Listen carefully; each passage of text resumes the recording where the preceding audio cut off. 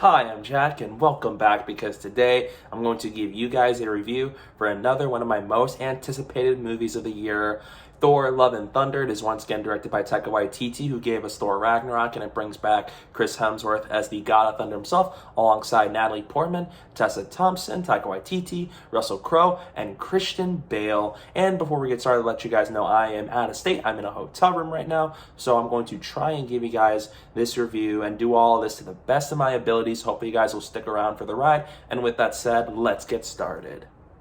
Thor Love and Thunder follows the God of Thunder himself as he embarks on a journey unlike any other, and that is a quest for inner peace. However, his nice retirement is interrupted and ruined by Gorr the God Butcher, who is on a mission to kill all gods throughout the galaxy, and Thor must return to New Asgard and fight alongside his allies to take this new threat down, all while he reunites with his ex-girlfriend, Jane Foster. If you guys have followed my channel over the past year, you know that I am a big fan of Thor Ragnarok. I love what Taika Waititi was able to do with the character of Thor, where Thor Dark World was my least favorite MCU movie ever. Thor Ragnarok ended up being one of my favorites in the franchise. I love what he was able to do with the character by making it more colorful, more energetic, more exciting, and a lot more relatable in terms of what they were able to do with the character. So obviously I was really excited to see what Taika Waititi was going to do in his second film based off of the God of Thunder himself. And before the movie came out, there was a lot of mixed reception, so I was curious but still excited nevertheless to go watch this movie. And now that I finally watched the movie, I thought Thor Love and Thunder was fun. It was enjoyable. It is definitely a pretty solid movie and definitely not as bad as I've heard people make it out to be, but it is nowhere near the level of Thor Ragnarok. But kicking things off the positives, I like the cast. Chris Hemsworth once again is great as the character of Thor, and his comedic timing is perfect. I love how he was able to just do all those things and even show layers of the character of Thor, especially in more emotional moments throughout the movie. And we got Natalie Portman back as Jane Foster. And I've never been big on Jane Foster in the MCU, more just because I've never cared for her character as much. But this movie, this is the best she's ever been in the MCU, and this is the best that both Thor and Jane have been with their relationship in the Thor movies thus far. I cared. Chris Hemsworth and Natalie Portman have really great chemistry in this movie, and I really was able to buy into this relationship that they both had with all the stuff that has happened to them since we first met them, the first Thor movie, all the way to this adventure they're on now. And Christian Bale is playing Gorr the God Butcher in this movie, so the fact that they got him, one of my favorite actors, to be in an MCU movie, that was awesome.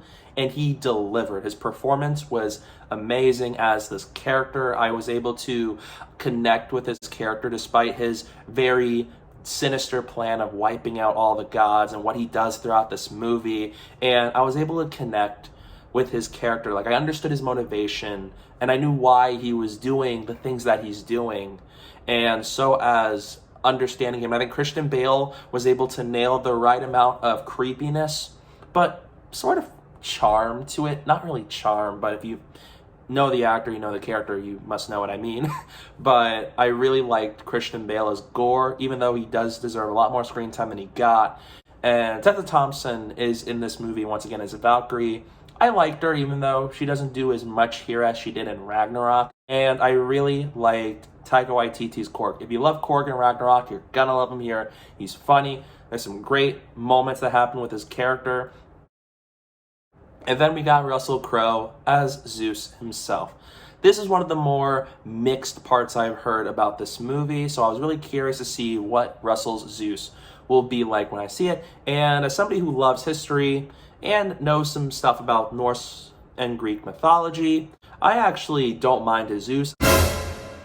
Yeah, I admit it. I like the Zeus. In fact, this whole review might as well be one massive hot take of mine. I like that Russell Crowe is able to do his thing as Zeus in terms of personality, in terms of his line delivery, and just what happens with Zeus in this movie. I liked it. Now, not perfect, but I do think I enjoyed Russell Crowe as Zeus. He reminds me, he plays his figure in this movie where his role is sort of similar to that of Jeff Goldblum as the Grandmaster in Ragnarok. And I think that's exactly what Russell Crowe as Zeus reminded me of in this movie. And I enjoyed him. I think the whole cast is great. If you love Thor Ragnarok, you will most likely have a really good time with Love and Thunder. It doubles down on everything you love with Ragnarok, with the comedy, the humor, the lighthearted tone. Everything about it is doubled down more here, for better or worse. And I think in terms of comedy, Taika Waititi has a very subjective sense of humor. It's not going to be for everybody. Like, I know people who love Taika's sense of humor, and I know people who aren't really vibing with it. For me, I'm on the side of people that actually vibe with Taika's humor, and I really enjoyed it here.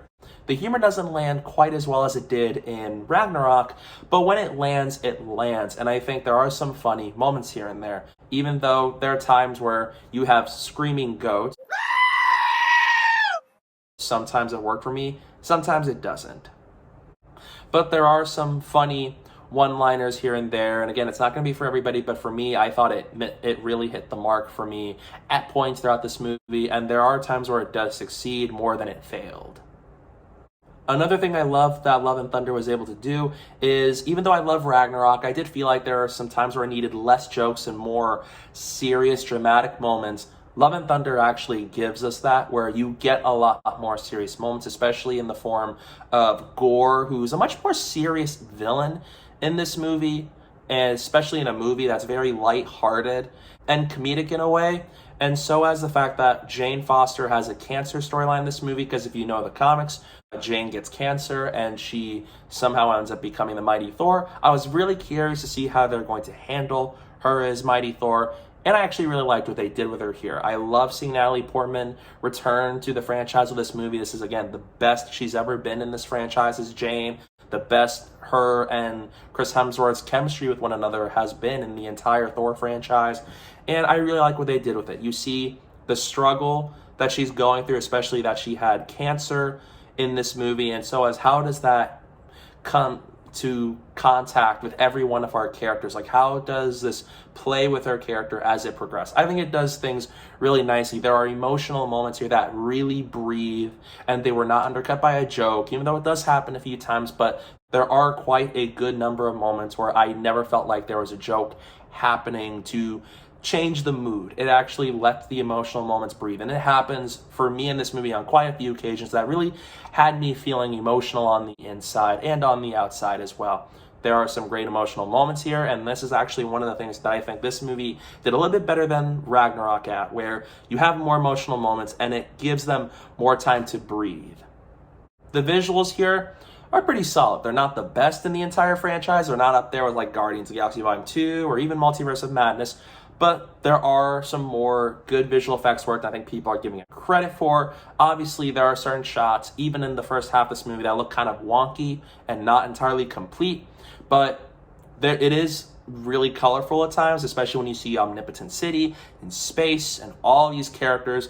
I do think that thankfully with Multiverse of Madness and Love and Thunder, both the directors got control over their movies, and that's exactly what happened here, because Taika did get a lot more control with Love and Thunder this time around, and it's actually a pretty colorful movie. There are some really good looking scenes throughout this movie, especially when they're in space, and there's also a really awesome action sequence that's entirely in black and white with our characters, and it is really awesome. It's a really cool sequence and one of the best to come out of this movie, and I love just how they're able to use color in this movie. Again, not the best looking movie in the franchise, but I do not think this is nearly as bad of a movie as people online are going to make this out to be. There's some iffy moments, yes, but there are some really great moments of color and visuals.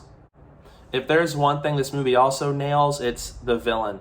Even though Gorr would have benefited from more screen time, I love what Christian Bale is able to do as his character. There are some great sequences with him. There's some great moments. I understood the motivation. I understood why Gorr's doing all the things that he's doing, even if the way he wants to get to that goal isn't quite the best way to do so. But I love that I was able to sympathize and connect with him, even if he is a very creepy, sadistic villain who's doing a lot of these heinous acts. And I think Gorr is a really great villain. When he's on screen, Christian Bale eats up the scenery. He is one of the standouts of this movie, and he's continuing to solidify why he is a really terrific actor and one of my favorites of all time. The third act of this movie worked really well for me for the most part. I think it really nails a lot of the emotional moments in this movie, especially with how it handles the characters like Thor and Jane and Gorr.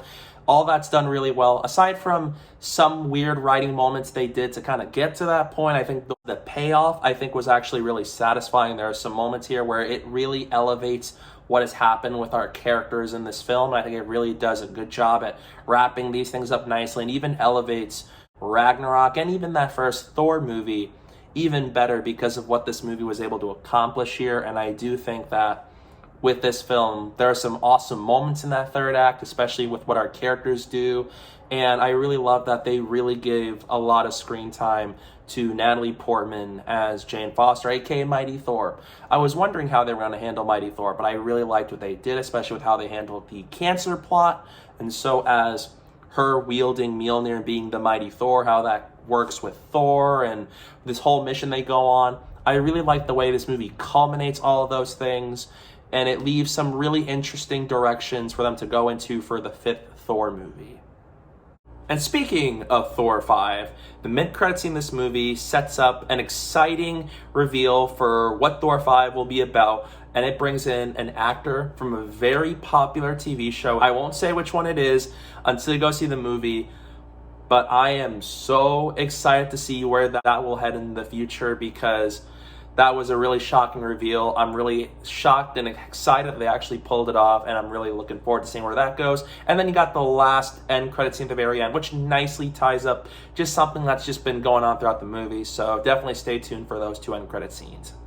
On the other hand, I do feel like Valkyrie, while I liked seeing her in this movie, and I think Tessa Thompson does a good job as a character, she didn't really get as much screen time here as she did in Ragnarok, and I feel like they could have done more with her character. And another issue I have is, like I said before, I love Gorr. Everything they did with Gorr is great, from how we first meet him, to the sequences with him, to how they wrap up the character, I think is awesome. It's just, I needed more of Gorr, because he didn't have as much presence in this movie as I would have liked. And this movie does feel very short. It's only an hour and 59 minutes, and I feel like this movie could have been a whole lot longer. And that's even an issue I had with Multiverse of Madness is short, but it feels too quick, and that there's still a lot more things that were needed in that movie. Thor Love and Thunder has that exact same issue. Some storylines could have been more expanded upon, more touched upon.